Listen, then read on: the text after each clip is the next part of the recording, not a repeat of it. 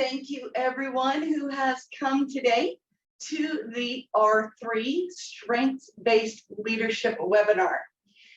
This webinar will give you a little bit of insight, kind of a sneak peek into the half-day workshop that I do on strengths-based leadership. You might wonder what R3 means. You'll see that there's an asterisk. It means reframe, rewrite, redesign. I'll introduce that to you throughout this webinar, give you a little bit of insight into what I like to present. First of all, to give you a little bit of a heads up on what you can expect in this webinar, I'm going to discuss with you appreciative intelligence and inquiry. You may or may not have heard those phrases, but they're really a fun perspective, and the way that my reframe, rewrite, redesign framework developed, and the basis of strengths-based leadership. I'm also going to talk to you a little bit about strengths. I'm going to share with you personality tests and other assessments, my opinion on them, my experience with them, and how I like to use them. Then I'll tell you a little bit about who I am, just so you're not wondering, where's all this information coming from? I'm going to give you a couple of the example questions that I give in the half-day workshop. Again, this is just a sneak peek. There's a lot more to it than this webinar, but you should have some options and some actionable steps that you can use immediately after this webinar, as you consider if you want the half-day workshop or perhaps some other training that I offer. I'll share with you some client stories and some next steps. Now, for all of you who stay to the very end, there is a free gift. Appreciative intelligence and inquiry, as I promised. We've all heard about an attitude of gratitude. Appreciative intelligence and appreciative inquiry are more than that. It is recognizing the strengths and appreciating the strengths, the successes, and the opportunities in an organization, in a team, in an individual. It's actually digging in to what is there. It's more than just, oh, I feel grateful for this, that, or the other. It's really delving, digging, and looking. There's actually an entire body of research on appreciative intelligence and appreciative inquiry. In fact, you've likely heard of a SWOT analysis. In fact, probably all of you use SWOT analyses: strengths, weaknesses, opportunities, and threats. On the other side of the SWOT analysis, on the appreciative intelligence side and appreciative inquiry, is the SOAR method: strengths, opportunities, aspirations, and results. Building on what works, building on what is already there, really understanding everything in depth about what you can do from where you are. Also recognizing what brought you to today, what brought your organization to today, and what are you going to do about it. As I mentioned, appreciative inquiry, appreciative intelligence, it's a fantastic basis for strengths-based leadership. In job interviews, we often ask people, tell me about yourself. We look at their resumes, we construct job applications based on skills. What do you do well? What do you bring to the organization in what you can accomplish? We don't always look at strengths, although one favorite question by many interviewers is, what is your greatest strength? Sometimes people will still think about the skills that they bring. Oh, I'm organized. I'm a perfectionist. I love crunching numbers. These can be both skills and strengths. I really, really like the way that Tom Rath who wrote StrengthsFinder 2.0 in 2007, talked about strengths. He said a strength is the ability to provide near perfect performance. It is a talent or a gift or a skill, potentially, into which you have invested time, energy, or practice. It is talent times investment of time, energy, and practice that creates a strength. Personality tests are one of my favorite things, I admit it. They are self-reporting opportunities to really understand some of the nuances about ourselves. Many personality tests tell you, take this once, don't take it again, don't take it in 3 months, don't take it in 6 months. There's some personality tests that say, reflect on your childhood. Who were you as a child? This is who you still are. This is your core. I have come to believe and have come to witness, both through practice on myself and through others, that personality tests are a snapshot. They are an opportunity to self-report and to understand. They are an opportunity to look at your growth and an opportunity to recognize the strengths that you have, the things that are not strengths for you, perhaps, so you can find those strengths in somebody else to bring those people into your team to help support you as you build on your strengths. Personalities can change, especially if done consciously. I like to use my reframe, rewrite, redesign method for helping individuals and teams use their personality tests, their current understanding of themselves, to recreate their understanding of themselves and recreate their teams, even if the same people are on those teams. To illustrate my point, I thought it would be fun to share with you 3 different results that I received when I took the Clifton Strengths, formerly known as StrengthsFinder test put out by Gallup. You'll see that my first 2 were taken May to October with a year in between, so roughly 18 months in between. And these are my top 5 strengths. It's fun to look at because they all are the same strengths, but in different order. Now look at the 3rd test that I took in 2019. This difference is rather dramatic. I still have input, connectedness, and responsibility, which 3 were in the first 2, but it's not showing winning others over, and it's not showing includer, but it is showing belief and futuristic. If you were to look at the Clifton Strengths descriptions, you would see that all of these have ways of bringing people in, helping people be strong.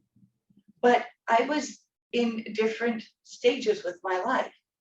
So all of those 34 possible strengths that Tom Rath and his team recognize have place, but how strong those strengths are in my life might be different, depending on my life situation, depending on what I have done.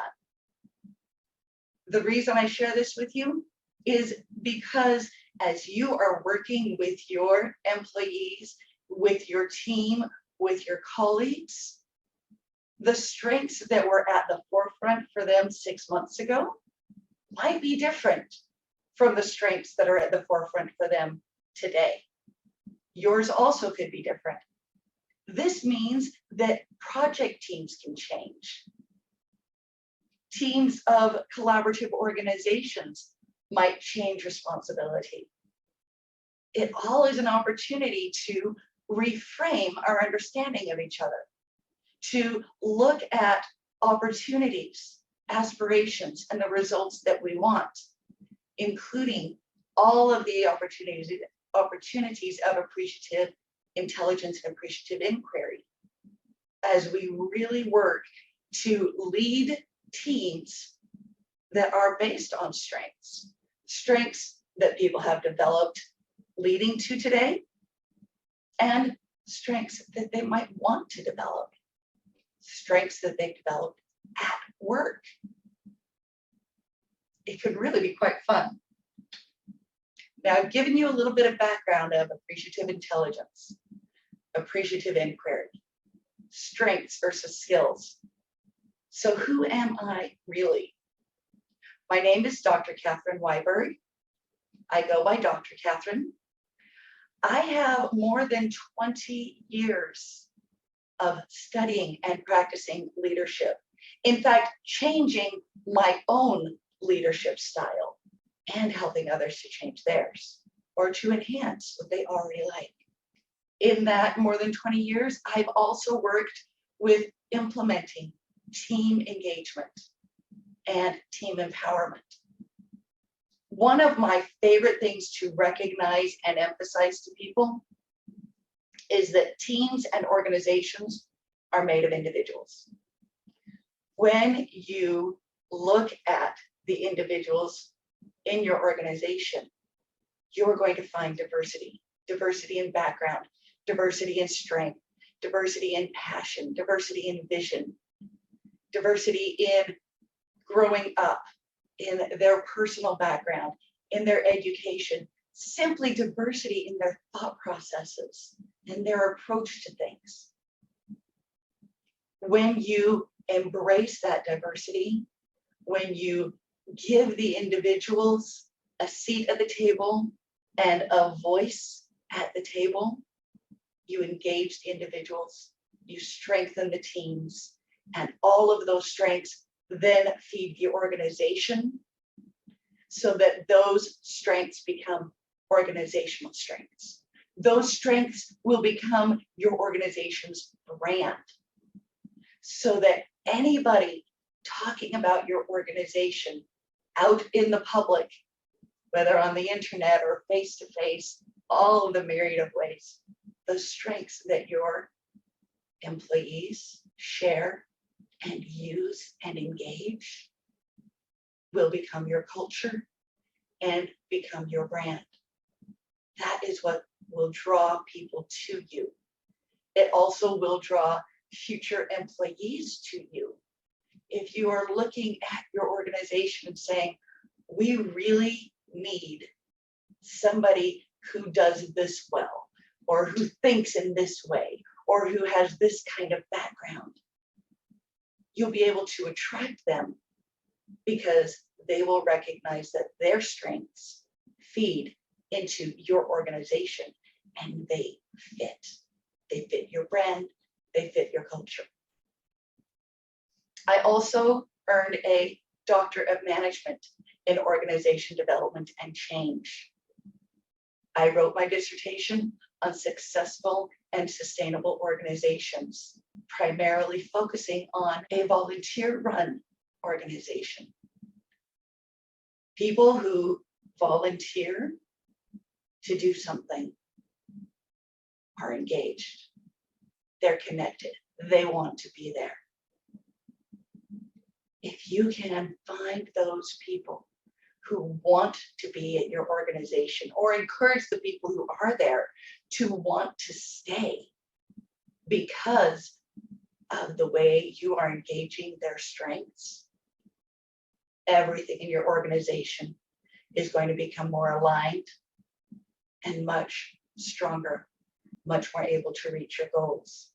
Leaders hire me to increase employee retention and their profits because most are losing hundreds of thousands of dollars every year on resignations, recruitment, and training.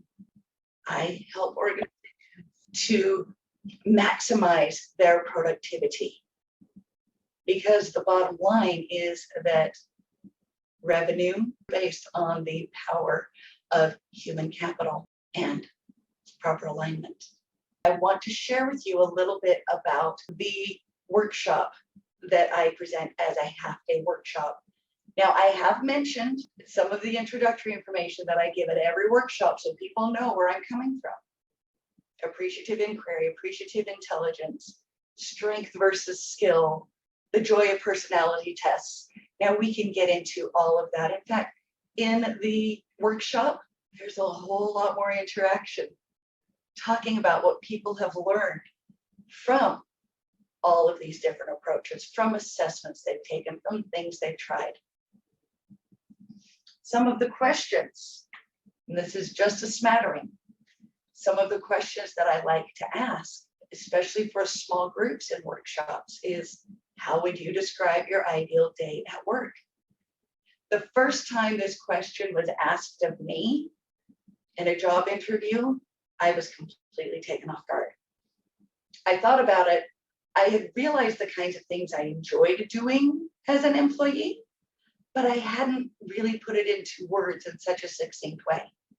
For me, I discovered my ideal day is a day in which I've learned something, a day in which I have taught somebody something, and a day in which I have helped somebody.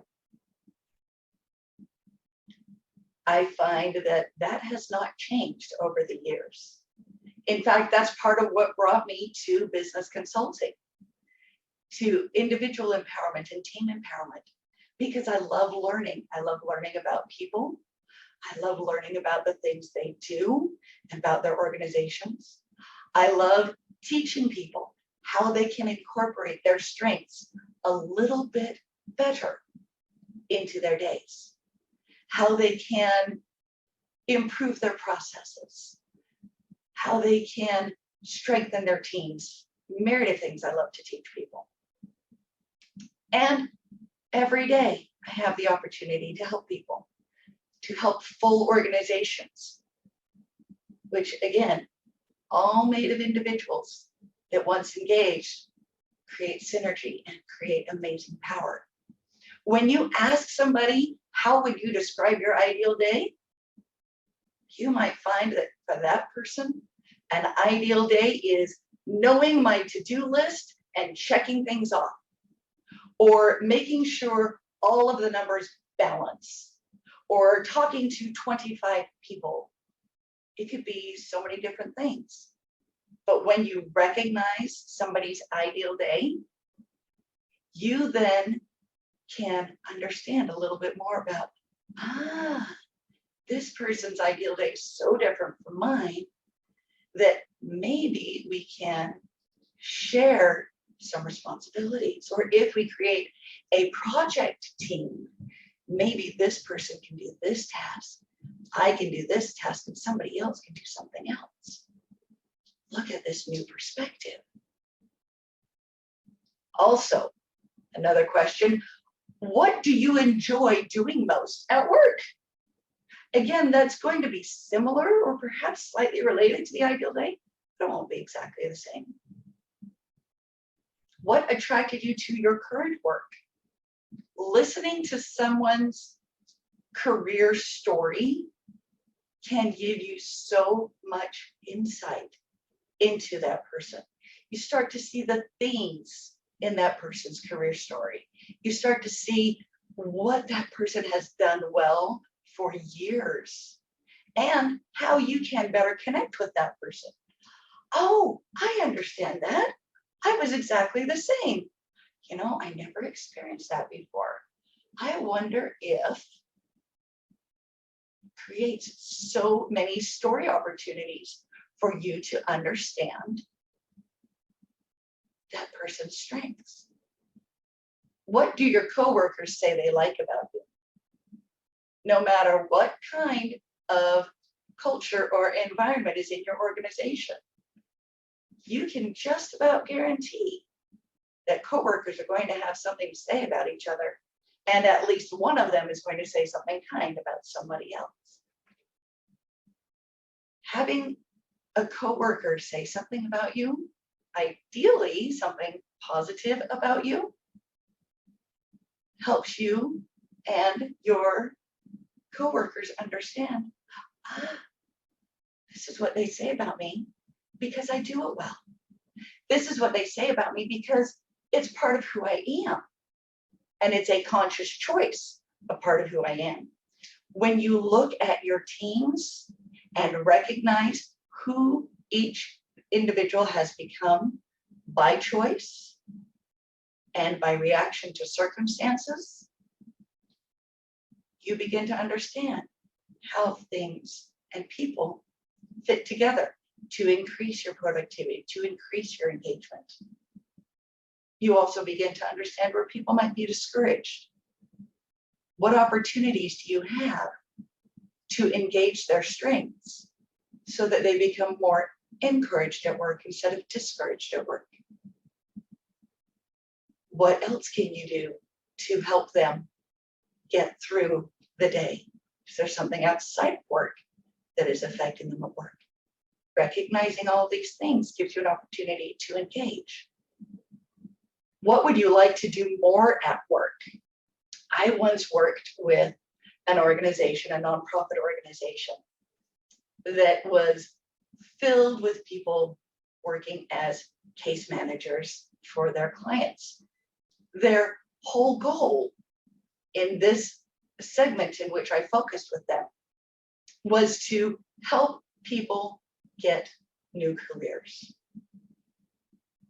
They worked with people from all walks of life, from all backgrounds, from all experiences. I remember talking to some of these people, finding out, what would you like to do more? One of them said, I would really like to go to chambers of commerce and present our program more so that they understand what we're doing. Oh, well, your supervisor never even thought of you for that. Maybe your supervisor could use that energy with all the background that you have to increase knowledge in the community. Somebody else said, you know, I would like to have more time at my desk working through all of the solutions that I can give to people.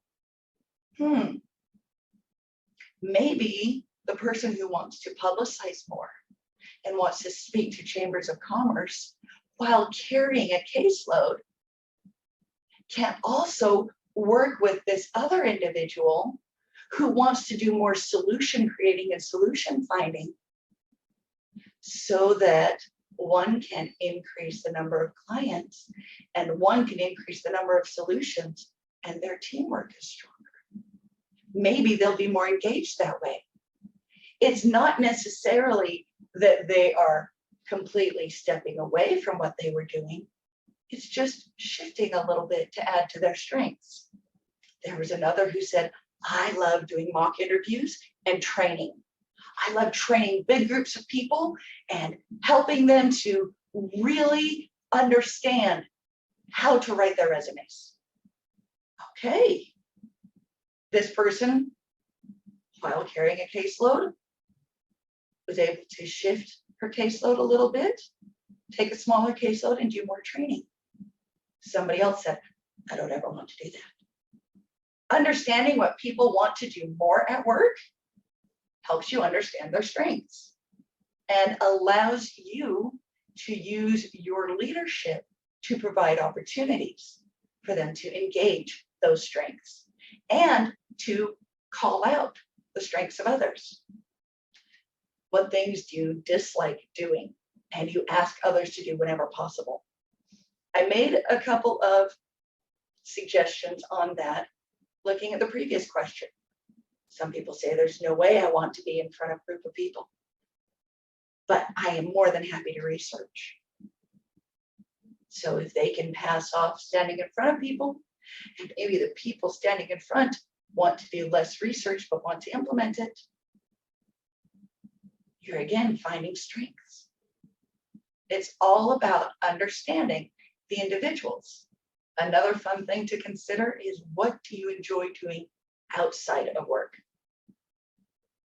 Sometimes we forget that what we do at work and what we do outside of work can complement each other, can serve each other. When you look at something you enjoy doing outside of work, I'm going to share a client story all about that. You find new ways and new strengths that you have created outside of work that you can then bring inside of work. This is what your team brings to you. As a leader, you have the opportunity to bring this out in them. Why do they enjoy it? What has the person done to improve skill or strength or understanding?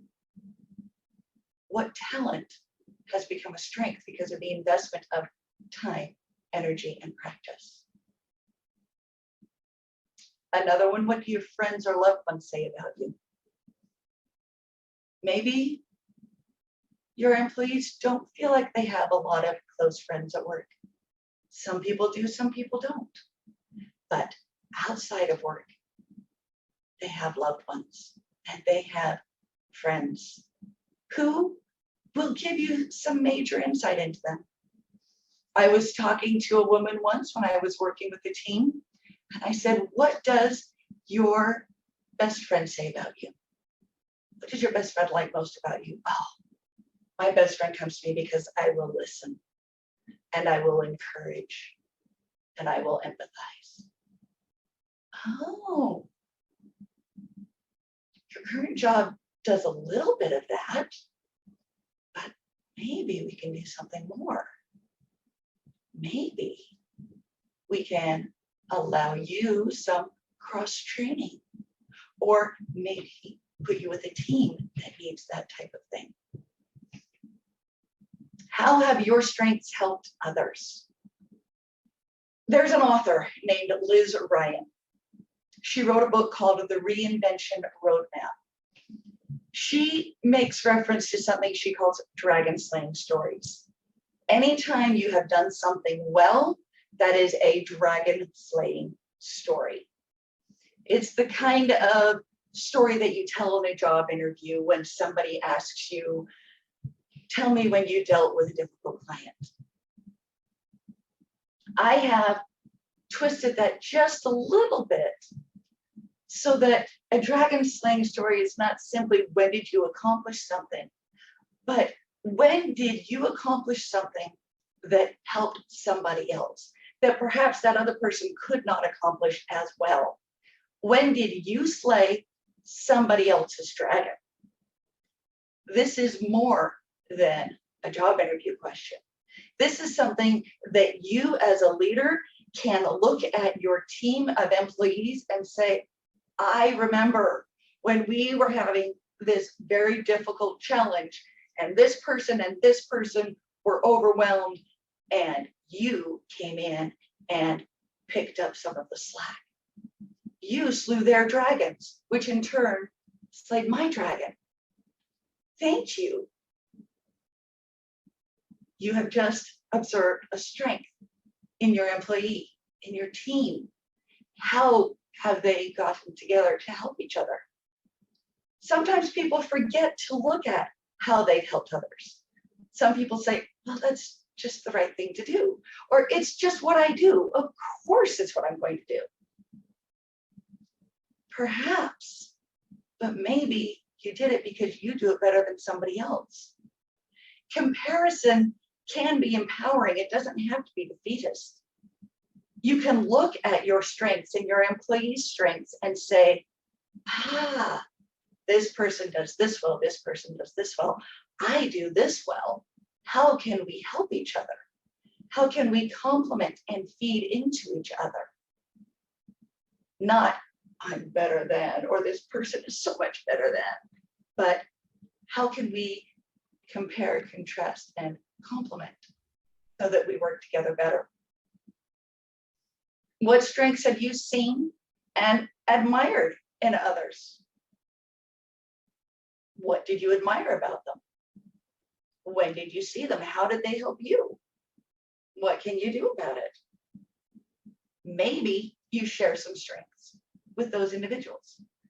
All of these and many other situations happen in the workshop on strength-based leadership as we learn to reframe, rewrite, and redesign. who we are, our strengths, and our teams. It's all about understanding, how did they get here? How did the organization get where it is? And how can we look at it differently through the appreciative inquiry eyes of reframe, rewrite, and redesign. And I promised I was going to share a couple of client stories. I have changed every client story's name to protect that person's privacy. All of these are individuals within teams and within organizations. And I'm just sharing one person from each situation because, again, an individual feeds into a team feeds into an organization feeds into a community. When we engage at the smaller level, it builds out. Dorothy, when I was working with her, worked at a city office. At the time, she was also not only doing administrative work at the city office, but outside of work, she was in Toastmasters. Toastmasters is an organization that focuses on leadership, partly on public speaking. In her volunteer role at Toastmasters, she was in district leadership. That meant she was part of overseeing 65 distinct clubs in a geographic area several hundred miles. This gave her so much insight into the individuals in Toastmasters, their backgrounds, their strengths, their goals, their visions. Also, she was working with leaders of the clubs. She was helping people reach their goals. She was helping people design projects. She was helping teams grow and engage. She also became a master gardener. These things sound so unrelated. Working in a city office, working as a volunteer leader in Toastmasters, and becoming a master gardener.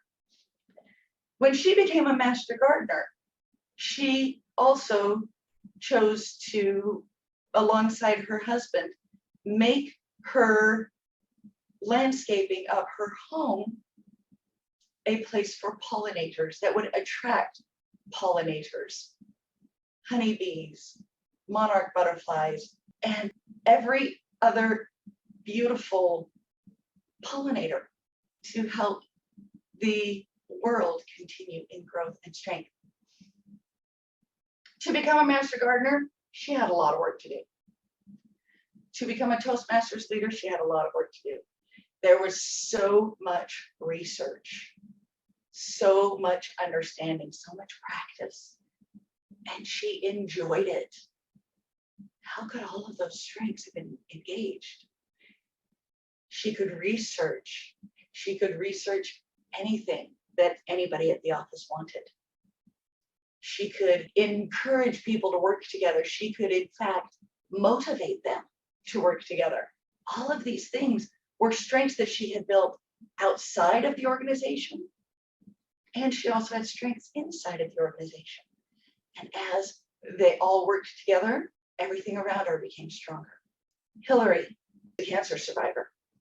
In and of itself, there is so much that cancer survivors have shared with the world in courage and strength and diligence and perseverance. Add to that, she's a university professor. As a university professor, she has one of the highest student success rates at her university. Not just within her class, not just the grades that she gives, but actually creating their own success outside of her class because of the way that she teaches them, the way that she engages them. She has strong class participation. She wanted to become an interim dean for the college that she was working in this university. When she and I were talking about her strengths and the strengths of the other people, she realized that she had researched, she had studied. She had been a guest lecturer and a guest instructor on pedagogy, the study of teaching, the study of engagement. In fact, she had become so passionate about it and so strong in the skills that she had learned and taught that she was naturally teaching all of her colleagues at the university all that she learned and did for student success. As the interim dean, she would have the opportunity to make sure that all of the professors in that college and potentially in the other colleges in the university would have the training and the student success that she had experienced. She had come to see herself as just me. She had thought, what I do is not a big deal. But when we started looking at these questions and how she adds to her team, the possibilities became endless. One of my other favorite client stories, working with a team at the nonprofit that I mentioned earlier, where their focus was employees or potential employees finding new careers. I was working with Judith and this team to recognize where people fit better and what they were doing well.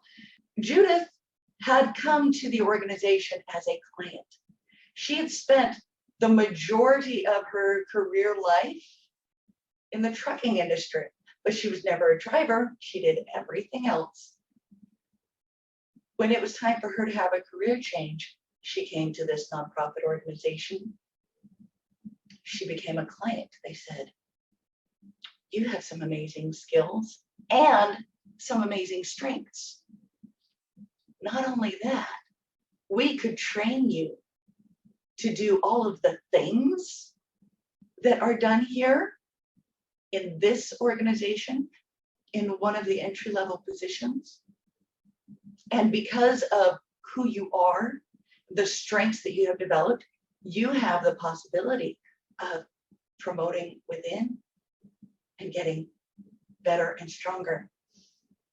She looked at herself, she had a high school diploma. Several of the other people in the area where she was working in this team had master's degrees, and she felt that she could not measure up. Quite frankly, because of the strengths that came with her from the trucking industry, and as a person who had gone through the program, and just as a person outside of work, she was able to help people that nobody else could help in a way that nobody else could do it because of her empathy, her understanding, her diversified background. I told you at the beginning that this is just a portion of the workshop that I provide for the half-day workshops. I have many others that I do, but I want you to understand that this is an opportunity I'm presenting to you. Right now, 2021 is coming to its end. It's December. There are 15 days left in the year. There are organizations that have training budgets that they haven't spent, that they want to be able to use so that they can get that budget again next year. You could very well be one of them. You could be a leader in an organization with training money that you want to spend, that you want to encourage your employees, you want to strengthen your leaders. And as you're looking at it, you say, the year's almost gone. Too many things are happening at year end. There's no way that we'll be able to get the training that we promised them. Use the budget that you set aside for helping your employees. It's an opportunity for me to help you to engage your employees, to strengthen your leadership, to focus on the strengths in your organization. This might not be the workshop that's for you. This might not be the coaching that you want. Maybe we'll do something completely different. The opportunity I'm offering you is book a call with me. Let's talk. Let's talk about what you wanted to accomplish this year. Let's talk about what you would like to accomplish next year. Let's see how we can make that training budget work for you so that you can engage your teams, so that you can keep people at work who want to work and encourage those who are there to want to stay, to recognize that they are important to you. Let me help you so you can help them. If you do happen to have 2021 training budget available, the goal is for you to have what you need. Take the time in December to book a call with me, either the end of December as life slows down between the holidays. Sometimes work slows down, sometimes things speed up. Just book a 30-minute call and we'll talk about what you need, what your employees need and want. Use that 2021 budget before prices go up in January for attending this event, for booking that call early. I'll give you a 10% discount on any workshop that I offer. Let's talk. I do have on the slide my SavvyCal link. It is savvycal.com/Dr. Catherine -profitable alignment /post webinar. I realize that's lengthy. I also realize that some people might be listening to this and not watching the slides. I'm going to spell that link for you for any who are listening only. To book a call with me, Dr. Catherine, go to https://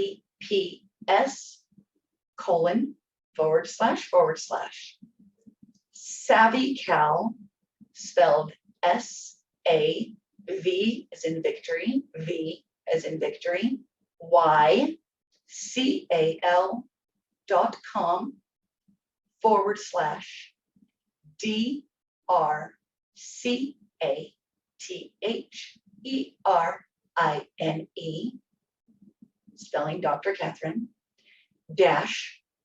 -profitable alignment, PROFITABLEalignment,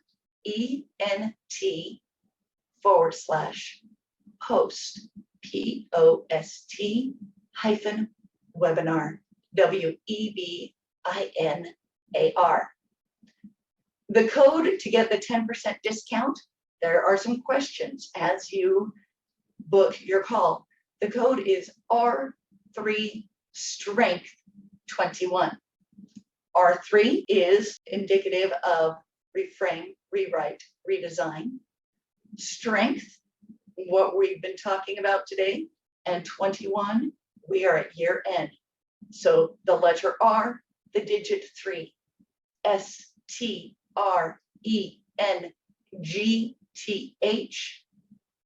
the number 2, the number 1. That's your code. Prices are going to go up in January. We don't have to do the training in December. My goal is to help you meet your goals. Now, for those of you who have stayed to the very end, I have a free gift, as I promised. Send me an email to get your list of 15 questions that you can ask to begin uncovering and engaging your team's strengths. Some of them we've discussed in the webinar. Some of them are different. But if you send me the email and say, I want 15 questions to get me started reframing, rewriting, and redesigning my strength-based leadership, I will send you those questions. You don't even have to be that complex of an email. My email address is Catherine, spelled CATHERINE, at profitablealignment.com. Profitable Alignment is spelled PROFITABLEAligNment.com. Ask for the 15 questions. I will send them to you. I also will happily send everyone who has signed up for today a link to the recording of this so that you may review it and share it. Now remember, the deal that I've offered of 10% off any workshop is only available if you respond to this webinar and book a call using 2021 budget dollars. Thank you so much for attending today's R3 Strength-Based Leadership webinar. I am really excited to talk to you. I want to help you help yourself and your team. Thank you.